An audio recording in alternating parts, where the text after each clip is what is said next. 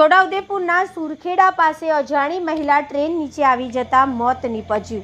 છોટાઉદેપુરના સુરખેડા પાસે અજાણી મહિલા ટ્રેન નીચે આવી જતા મોત નીપજ્યું હતું। આ ટ્રેન મધ્યપ્રદેશના અલીરાજપુર તરફથી છોટાઉદેપુર તરફ જઈ રહી હતી। બપોરે 3:30 સુરખેડા ગામની હદ પાસેથી જઈ રહી હતી તેવા સમયે અકસ્માત બન્યો હોવાનું જાણવા મળ્યું છે।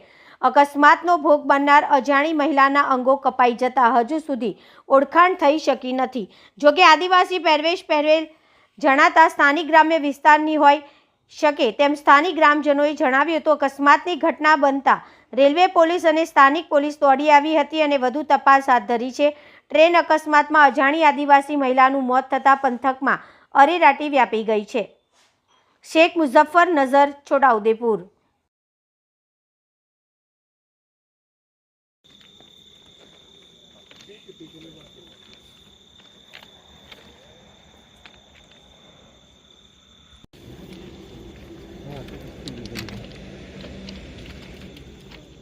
कुछ हो गया है मतलब